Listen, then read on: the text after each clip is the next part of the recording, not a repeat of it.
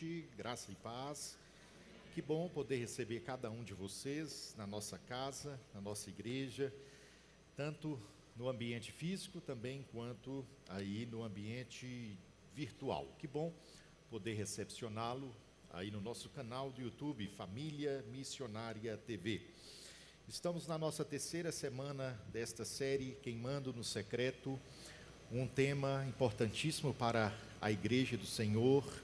Se nós realmente desejamos viver aquilo que Deus tem para nós, nós precisamos ir para o secreto. No final do século XIX, início do século XX, não haviam ainda o conhecimento a respeito do antibiótico para a tuberculose. E naquela época, a prática para que amenizasse, ou pelo menos tentasse a cura, não que a bactéria da tuberculose seria eliminada, mas era um meio chamado heliopatia. A heliopatia era a exposição ao sol. Não eliminava a bactéria da tuberculose, mas aumentava a imunidade e provocava uma guerra mais intensa contra a tuberculose. Depois do século XX, descobriram o antibiótico e então ficou mais fácil de tratar a questão da tuberculose. Mas por que eu estou fazendo esse paralelo? Porque nós precisamos sempre nos expor ao sol da justiça. Essa deve ser a prática da igreja. A chamada tuberculose, que é o pecado, entre aspas, apenas uma aplicação que habita em nós, ele não vai sair, mas nós estaremos expondo o nosso coração ao sol da justiça. Nós estaremos expondo o nosso coração diante do Senhor. E sabe o que me chama mais atenção? É que em lá Apocalipse, no capítulo 13, no versículo 20, João faz um registro que eu faço convite para que você olhe este texto a partir da proposta em que Jesus coloca ao seu povo e à sua igreja.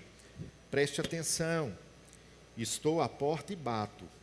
Se você ouvir minha voz e abrir a porta, entrarei e juntos faremos uma refeição como amigos.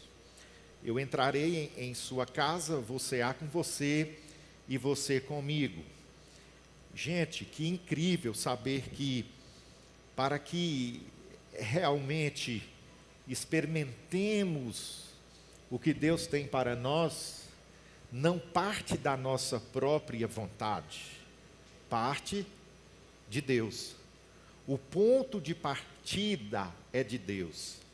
Ele diz: eu estou à porta e bato. Se você ouvir, se você abrir o seu coração, eu vou entrar em sua casa, vou cear com você e você vai cear comigo.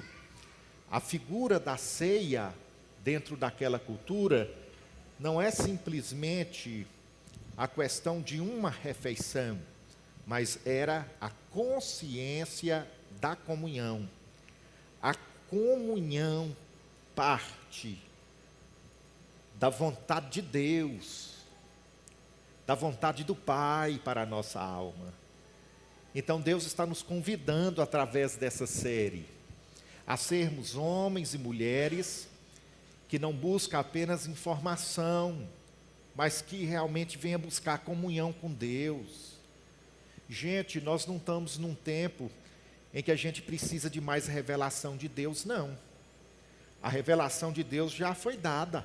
Aqui, a revelação de Deus para nós. Nós estamos no tempo de mais obediência.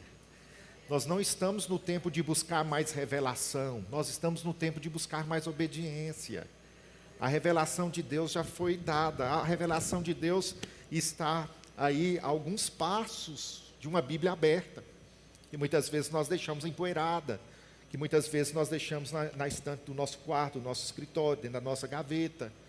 Então Deus tem o desejo, não por necessidade dele, mas porque Ele deseja relacionar-se com seus filhos. Não porque Deus tem necessidade de relacionar-se com seus filhos, porque Deus ele é autossuficiente, mas nós precisamos nos relacionar com Ele. A vulnerabilidade e a oração andam de mãos dadas, porque eu só não tenho uma vida de oração quando eu me vejo autossuficiente. Então, quando eu reconheço a vulnerabilidade que há no meu ser, eu sou uma pessoa que busco a contemplação que a oração me proporciona. Então, nós estamos recebendo um convite há 3 semanas para que possamos queimar no secreto. Aí na semana passada eu peguei o pensador, o teólogo, que diz o seguinte: Martinho Lutero, eu tenho tanto trabalho para fazer hoje que passarei as primeiras 3 horas do dia em oração. A agenda de Lutero era tão cheia que ele chegava à seguinte conclusão: eu tenho tanta coisa para fazer que eu preciso orar. Só que nós, na primeira oportunidade que nós temos de uma agenda cheia, nós descartamos a nossa vida devocional, nós descartamos a nossa vida de oração.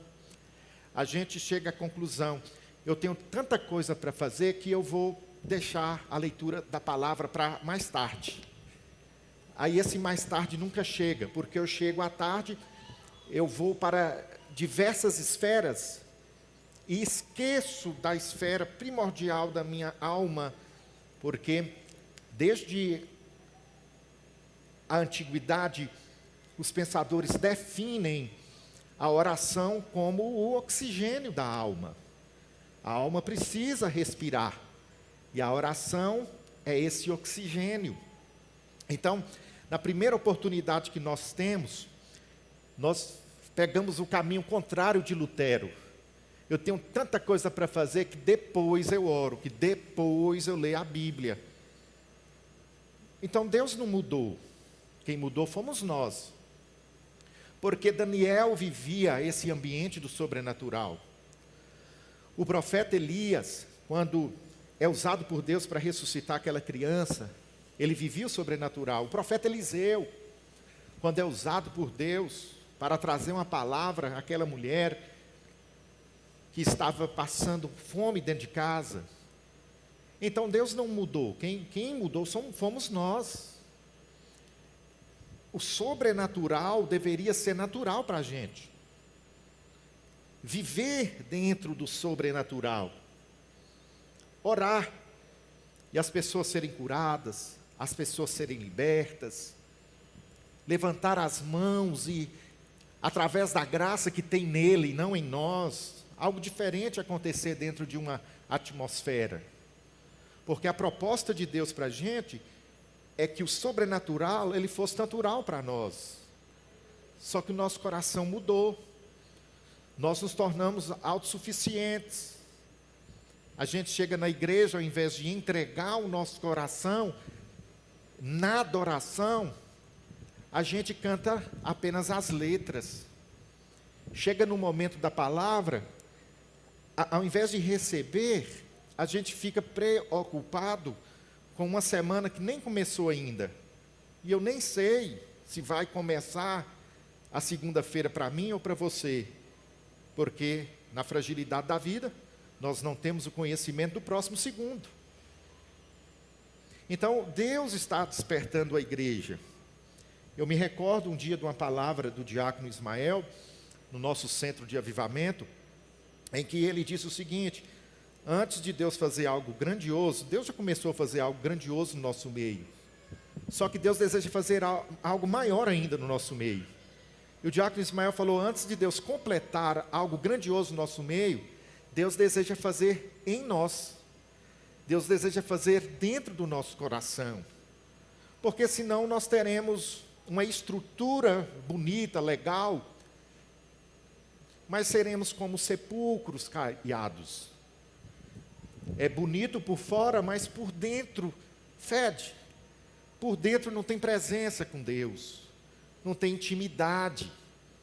mas Deus está nos despertando através dessa série, e nós lemos Lucas 9, 28, 36, dialogando com o querido Elias esta semana, um jovem amante da palavra, eu pude perceber, está chegando de Caruaru, filho de Cabrobó, mas um rapaz que ama a palavra, ama a leitura, dialogando com ele esses dias, a respeito dos destinatários, Mateus, ele vai escrever ali para os judeus, Marcos vai escrever para os romanos, e Lucas vai escrever para os gregos.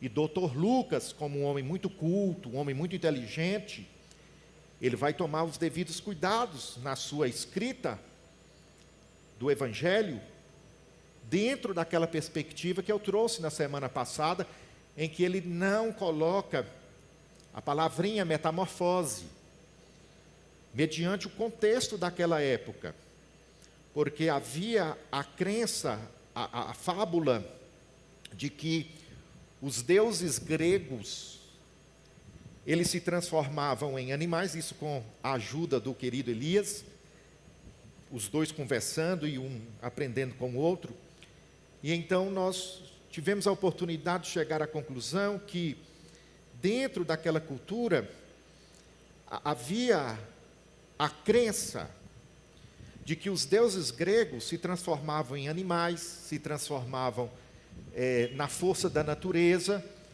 e Lucas, com um cuidado teológico, ele então não coloca a palavra metamorfose, porque os seus destinatários, que seriam os gregos, os gentios, eles poderiam enxergar este texto de Lucas 9, 28 a 36, enxergar a pessoa de Jesus como mais um Deus, que iria utilizar do seu poder de transformar-se, da metamorfose, e revelar-se ao povo. Então, tendo muito cuidado de ir na contramão da crença grega, ele não coloca esta palavra metamorfose.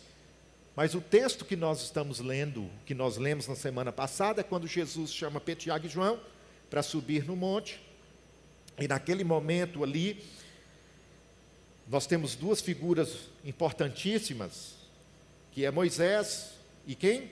Elias, um representando os mandamentos, outro representando a lei, e a pessoa de Jesus, que representava a graça e o Novo Testamento. Aí nós podemos assistir toda a Bíblia diante dos olhos de Pedro, Tiago e João. Então nós entendemos que, para que a gente realmente viva nesse ambiente do secreto, não é a busca de experiências, porque eu já disse para vocês, a gente precisa de mais revelação não, Carla, a revelação já foi dada, a gente precisa de mais obediência, que é o que muitas vezes nós estamos falhando. A revelação já foi dada, gente. Aí eu lembro de Daniel, eu lembro do profeta Elias, eu lembro do profeta Eliseu, e eu me recordo desse homem chamado John Lake. Esse homem, ele foi levantado por Deus de uma maneira tão maravilhosa, numa cidadezinha do estado de Washington, que quando esse homem levantava suas mãos, pessoas que tinham enfermidade eram curadas. O ministério desse homem foi tão relevante nessa cidade que os hospitais esvaziaram. Não tinha não, doente chegando lá na clínica médica, não, porque era tanta graça na vida desse homem, que a cidade não tinha doença e doente. A cidade ficou conhecida como a cidade mais saudável daquela época. Só que olha o que esse homem orava: Deus, eu ainda sinto que meu corpo não está completamente cheio do teu Espírito Santo. Não, Deus, eu quero mais. Olha, um cara que levanta as mãos e a pessoa está com câncer, o tumor é eliminado pelo poder de Jesus. Um cara que levanta a mão e alguém que está ali paralítico levanta e anda. E ele então chega à conclusão: olha, Senhor, eu sinto que meu corpo não está cheio, não, do Espírito Santo, não. Eu preciso de mais, eu quero mais. Por que que nós não vamos para o secreto e vivemos os frutos do secreto? Porque nós nos assentamos na poltrona do comodismo, que anda de mãos dadas com a religião. Porque a religião é resultado de um coração que se assenta no trono do comodismo. E eu me recordo ainda que nós fizemos alguns questionamentos aqui. Eu tenho, acho que é 30 ou 29 anos, não sei, de que entreguei meu coração a Jesus. Aí eu perguntei a alguns irmãos, e nós aprendemos que quanto mais vida de caminhada cristã, mais frio a pessoa se torna. Infelizmente, é um dado real. Eu tenho 40 anos, mas não tem mais aquele amor que tinha pela palavra. Não tem mais aquele amor que tinha por Deus. Não tem mais aquele amor que tinha pelas coisas de Deus. Parece que o coração vai esfriando, vai acostumando, sabe? Aí, nós precisamos usar o tempo da nossa conversão a favor, e não de forma contrária ao propósito de Deus. Porque quanto mais tempo de vida cristã eu tenho, mais sensível a Deus eu preciso me tornar. Só que, assentado na zona de conforto, o negócio agiu pelo contrário. Se eu tenho um mês, meu coração está quente, eu amo Deus, eu amo a igreja, eu amo as coisas de Deus, mas se eu tenho um ano, sabe, vai relaxando, vai deixando aquele fervor, vai deixando aquele amor. Por isso, meu amigo, minha amiga, Paulão escreve aos Tessalonicenses: não apague o espírito. Deixa a chama do espírito queimar no coraçãozinho de vocês. Não apague o espírito. Deixa a chama aquecer no coração de vocês. Aí nós tivemos a oportunidade de fazer uma ilustração ao vivo e a cores. Hoje eu não vou fazer, ficou para aquele culto, mas é um maçarico com um bloco de gelo. Gente, tem gente dentro da igreja que está com o coração desse jeitinho, como uma pedra de gelo, insensível à voz de Deus. Só que o Espírito Santo deseja vir com o seu fogo. Lembra da experiência que nós tivemos na semana passada? Pegamos um maçarico na pedra de gelo e o gelo foi derretendo. Quando eu exponho o meu coração à presença de Deus, é impossível, camarada, você continuar da mesma forma que você está. A Bíblia já diz: eu vou transformar o coração de pedra de vocês num coração de carne. Eu vou tirar essa dureza de coração de vocês. O coração de vocês está na lei. O profeta estava refutando essa ideia de que o coração do povo estava no decálogo, nos 10 mandamentos, e não no favor da graça que já era manifesta no Antigo Testamento. Adão, onde você está, menino? Deus lá não sabia onde que Adão estava? É lógico que sabia, gente. Aquilo ali era manifestação de graça. Apresente-se a mim, venha para a minha presença. Se você permitir, eu tenho o poder de consertar a bagunça que você fez. Mas ele se escondeu. Aí, nesta série, Queimando no Secreto, nós temos tendo a oportunidade de ver algumas marcas do que realmente é queimar no secreto. Durante os anos, confundiram muito poder do Espírito Santo com barulho, poder do Espírito Santo com movimento, poder do Espírito Santo com sintomas do corpo. Mas o poder do Espírito Santo transcende essas definições. Queimar no secreto, em primeiro lugar, é aceitar os convites que o Senhor nos faz Eu abri o sermão com o texto, Apocalipse 3:20, que muitas vezes a gente aplica somente naquele momento do evangelismo. Mas não é isso, tá? A comunhão, a ceia, é para mim e para você. A gente aplica só aquela pessoa. A gente olha, peraí, tem alguém aqui ainda, fulaninho, não aceitou Jesus. Apocalipse 3:20 para você. Apocalipse 3:20 é para você que não para ler a Bíblia, que não para orar, que não para buscar de Deus. Eis que estou à porta e bato. Se você ouvir a minha voz, eu vou entrar e nós vamos cear juntos. Nós vamos fazer uma refeição juntos. Eu estou querendo ter comunhão com você. Eu estou querendo ter comunhão contigo. Deus deseja ter comunhão conosco. Lembra lá do Éden? Quem ia na viração do dia ver Adão? Senhor Deus. Então o convite de Deus para o homem, para Pedro, Tiago e João, lembra até uma musiquinha? Pedro, Tiago e João, do Kids. Então para Pedro, Tiago e João era, vem subir ao monte. Só que o monte é desafiador. Não é uma linha reta. Nós precisamos de esforço. Nós precisamos de dedicação. Pense você naquela prova lá do ensino médio, do ensino fundamental, do vestibular, da faculdade, de um concurso.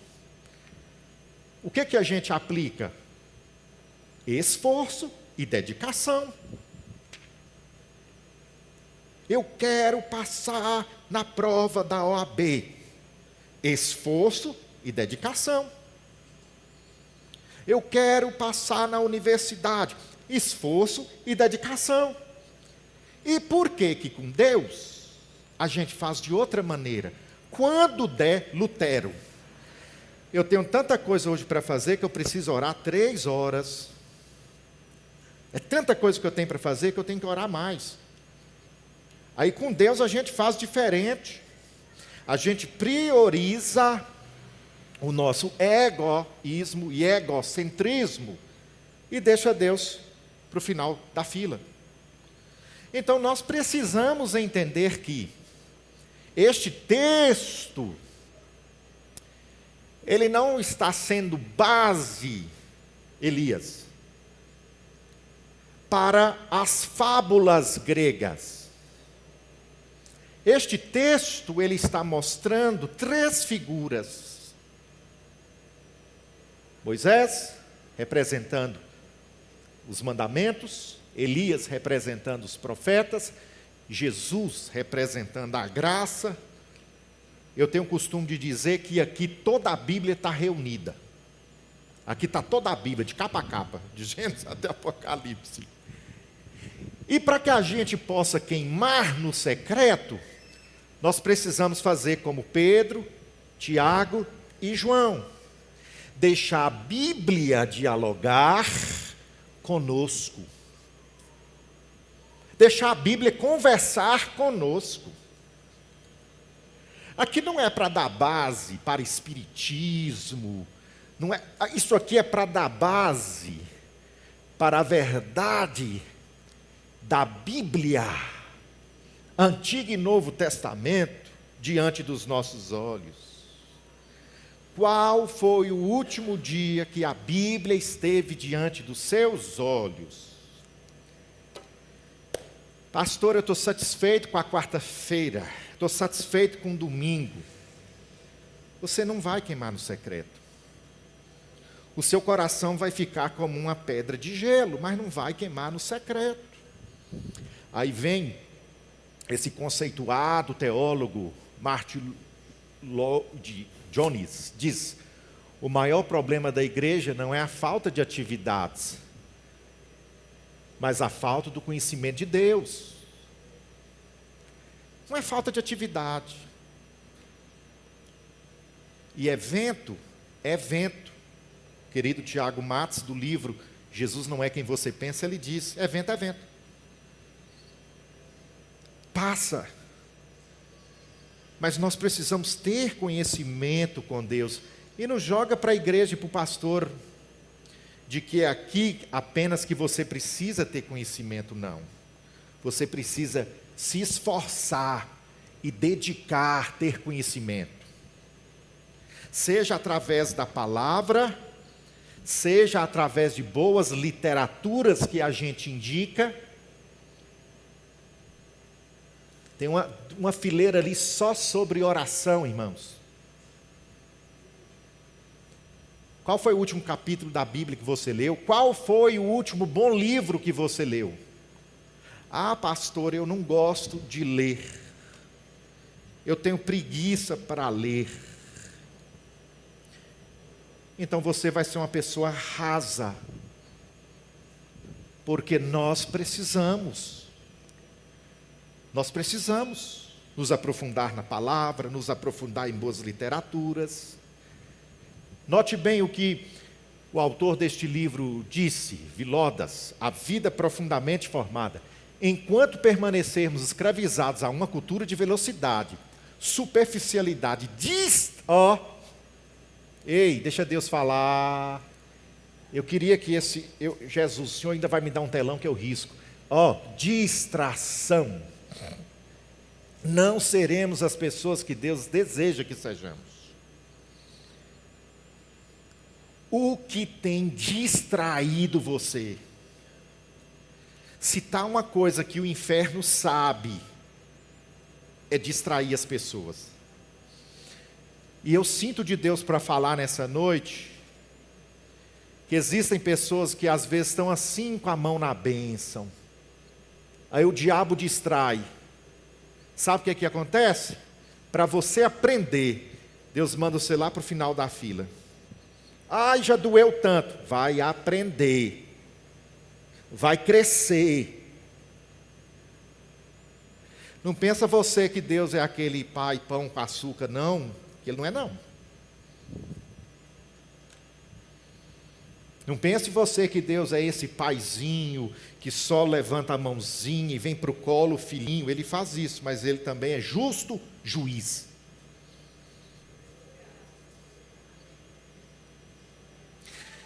Então, muitas vezes o nosso coração tem sido distraído. Muitas vezes nós estamos numa velocidade. Muitas vezes nós estamos numa superficialidade da religião, porque a religião, ela é algo superficial. Então nós aprendemos também que o Espírito Santo deseja revelar o nosso coração para que sejamos transformados. Aí entra o texto que eu dialoguei com Elias, a respeito da metamorfose. Enquanto ele orava, a aparência de seu rosto no original, e suas roupas se tornaram brancas e resplandecentes, porque Lucas escreve para quem, gente? Para quem que ele escreve? Para os gregos. E a crença dos gregos era qual? Os deuses com D minúsculo, eles passam por uma metamorfose. Ovídio, né, Elias, que você mandou para mim? Ovídio, um poeta romano, não é isso? Cadê Elias? Não é isso? Que até tem um livro sobre esse tema, metamorfose. Professor Elias, o professor que está aqui conosco, conhecendo essa casa. Os jovens, se aproximem dele. Ô Elias, como é que você está? Pega ali o telefone. Enquanto a gente não tem um GC ainda, que é um ambiente de relacionamento, algo que ele vivia lá, e era algo espetacular, né, Elias? Nós vamos viver aqui também, Elias, se Deus quiser, aproxime dele. Como é que você está? Vamos, entendeu? Vamos sair. Igreja é isso. Vir ao culto é muito pouco para a gente viver igreja. Então, queridos irmãos, nós vemos que não tem esta palavrinha metamorfose de propósito dentro desse contexto. Aí eu peguei e fiz uma aplicação. Jesus, ele revela o que tinha nele. Quando o texto vai dizer dessa glória, na oração, nós também podemos revelar o que tem dentro de nós. Porque na oração a nossa alma fica nua. E nós podemos colocar diante de Deus. E essa presença de Deus é como um espelho santo, irmãos. Ela não apenas mostra quem Deus é, mas essa presença também revela quem nós somos. Quando nós oramos e estamos na presença de Deus, a gente começa a ter o conhecimento da nossa vulnerabilidade. Você sabe por que você deixou de orar? Porque você desenvolveu a consciência que você é suficiente. Porque quem reconhece a sua vulnerabilidade corre para a presença de Deus. Quem reconhece a sua fragilidade corre para a presença de Deus. Paulão, como sempre, ele diz: porque para Deus você é o bom perfume de Cristo. Você não é o perfume, o cheiro do vício, você não é o cheiro da pornografia, você não é o cheiro da culpa, da morte, do pecado, você tem o cheiro de Cristo. Talvez um dos maiores problemas de muitos cristãos não seja a falta de igreja, mas seja a falta de exposição real da presença de Deus. Às vezes você está aqui na quarta, você está no domingo. A minha preocupação não é se você está na quarta ou se você está no domingo. A minha preocupação é se você anda na presença de Deus. O que marca o meu verdadeiro encontro com Deus não é o que eu sinto no culto, é quem eu me torno depois dele. Vocês deviam tomar juízo e pegar nota e anotar no caderno seus. A prova que realmente eu estive com Jesus não são os arrupios. Ui, que arrupio gostoso. Que calafrio no pescoço.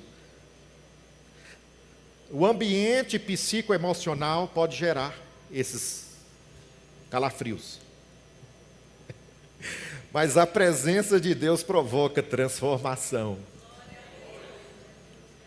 Então, o que prova, pastor, que eu tive com Jesus? Não é o que você sente no culto. Porque tem gente que tem hora que pode pular até no teto, mas ser uma vergonha do evangelho lá na rua. O que prova que eu realmente estive com Jesus não é o que eu sinto e deixei de sentir aqui dentro, mas é o meu comportamento.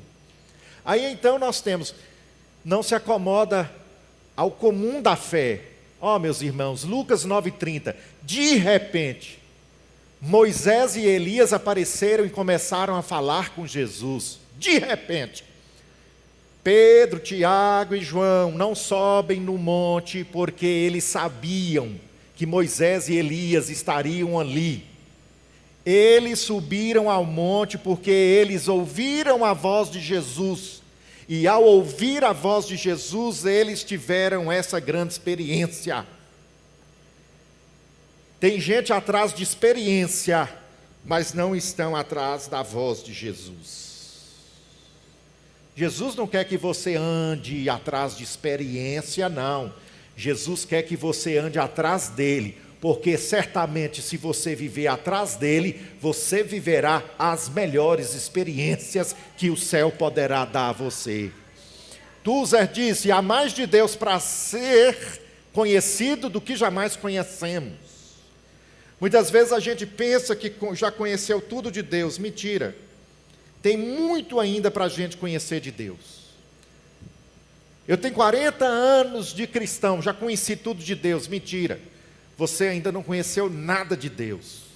Você conheceu uma igreja, você conheceu uma religião, mas você não conheceu nada de Deus. Porque quem conhece a Deus tem o coração marcado por Deus. Penúltimo, potencializa seu destino na presença. Pode vir, Zé, para o teclado, filhão. Olha o que diz o texto bíblico, ó. Eita, faltou aqui. Lucas 9:31. Tinha um aspecto glorioso e falavam sobre a partida de Jesus. Espera aí. Naquele momento eles estavam falando sobre o Calvário. Naquele momento eles estavam falando sobre a morte partida, sobre a morte de Jesus. Aqui Lucas não coloca morte, ele coloca Êxodos, para fazer uma ponte entre Moisés, que tira o povo do Êxodo e liberta-os do cativeiro do Egito, da prisão do Egito, com a pessoa de Jesus, que é o que tem poder também de nos tirar do peso do pecado, do Egito, do mundo. Mas eles estavam falando do Calvário. Uai, pastor, o que eu aprendo sobre isso? Quem sai da presença pede força para o destino. Quem permanece na presença recebe força para cumprir seu destino. O que Jesus estava recebendo ali naquele momento? Força. Jesus recebe força para o destino, minha gente. Há um destino de Deus para você, mas eu vou te falar. E eu não serei responsável por isso mais. Se você sair da presença, você vai quebrar a cara. Você vai comer dos frutos amargos do diabo e seus demônios. Se você sair da presença, você vai virar um mendigo nas mãos do capeta.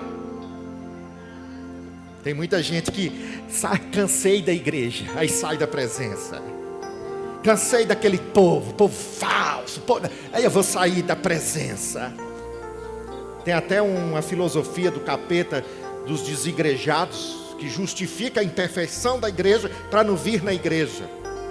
Então, quando você encontrar uma danada de uma igreja perfeita, você me apresenta. Mas se eu chegar lá, eu acabo com ela, que está hoje sujeito imperfeito como eu, e você também. Não vai existir igreja perfeita, mas vai existir a presença.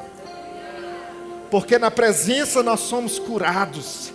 Na presença nós somos restaurados. Na presença nós somos perdoados. Na presença nós recebemos força para o destino, para o futuro. Um aviso que eu dou a você: não fica caindo nas propostas do diabo, porque você vai quebrar a cara. E por último, fortalece sua identidade. Então a voz que vinha da nuvem disse: este é meu filho, meu escolhido. Naquele momento então há uma declaração dos céus. Quem não sabe quem é, não consegue sustentar o propósito que recebeu. Você sabe quem você é? Se você não souber quem você é, você não vai conseguir sustentar o propósito que Deus te deu. Porque no percurso do propósito tem luta, gente. No percurso do propósito dá vontade de parar, dá vontade de desistir, dá vontade de desanimar, dá vontade de jogar tudo para o alto. Mas é isso que o diabo quer.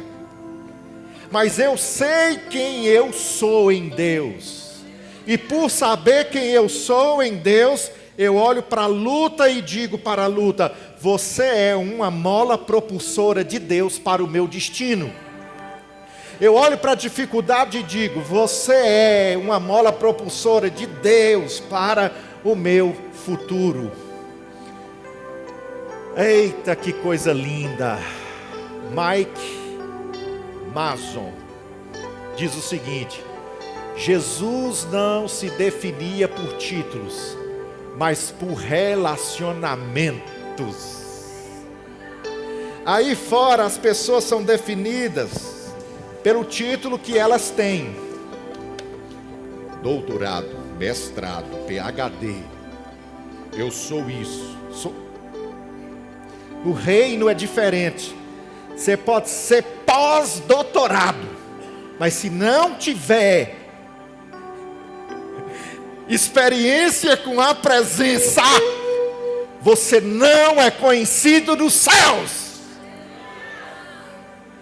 Você pode ser conhecido lá nos Estados Unidos, não sei aonde, mas se não tiver experiência com a presença, o mais importante é a gente ser conhecido nos céus. Por isso hoje, minha gente, eu quero deixar esse gostinho na sua boca, de quero mais. Porque domingo nós vamos continuar com a nossa série, Queimando no Secreto. A princípio eu estou desconstruindo com vocês a ideia de que queimar no secreto tem a ver com barulho, tem a ver com movimento, tem a ver com... Não. Queimar no secreto é um movimento, sim, mas não externo, mas interno. É mudança, é transformação, é centralidade do Evangelho, é centralidade da palavra. É fácil? Não, mas é a verdade. Se assim nós fizermos, nós nos tornaremos uma igreja que realmente as pessoas vão desejar pertencer. Eu não quero que essa igreja seja conhecida apenas pela estrutura A, B, C, D, E, F. Não, eu quero que essa igreja seja conhecida como homens e mulheres transformadas por Deus. Eu estou com o coração triste. Por que, meu pastor, que o senhor está com o coração triste? Porque eu estou com uma lista desse tamanho para disciplinar pessoas. Por causa do danado São João, deste tamanho. Triste, triste, eu já fiquei triste esses dias. Triste. Por causa de uma porcaria que não tem nada a ver com a nossa fé, distraiu muitos filhos amados. Deste tamanho. Mas meu papel aqui não é acusar. Meu papel aqui é te trazer para a centralidade do Evangelho. Ah, porque lá a igreja da parede preta, lá aceita tudo. Eu não corrijo o que eu não sei. Mas se eu souber e ver, eu corrijo. Eu não sou Deus. Ah, pastor, irmã fulano, irmão ciclano, irmão beltrano, eu não sei. E se você trouxer para mim sustentar, nós vamos até irmão fulano, ciclano e beltrano, nós vamos tratar. Agora eu não sei de tudo. Mas se eu souber, trata-se. Se eu ver, trata-se. E Deus me deu intrepidez esses dias. Eu saí, foi entrando em contato. Saí, porque se Jesus me trouxe para essa igreja, Ele me deu responsabilidade. E lá na frente, quando eu estiver diante dEle, Ele vai tratar comigo. Então, meus filhos, coração triste esses dias. Triste. Mas tem uma fileira deste tamanho de papel, de nomes, vai ter que passar pela disciplina. Vai, porque aqui nós temos a proposta de sermos transformados por Deus para ganhar os de fora. E eu sei que está entrando agora, se você viu algum irmãozinho, alguma irmãzinha no... Não é normal aqui não, viu? Está errado. Não é normal não. Se você viu, está errado. Não é normal aqui não. Não é. Você viu, está errado. Ah, pastor, estou entrando lá para a igreja, mas eu vi. Está errado, não é normal não. O convite para vocês é queimar no secreto e não na fogueira. No secreto. No secreto. Certo é certo, errado é errado, senão depois a igreja vira bagunça.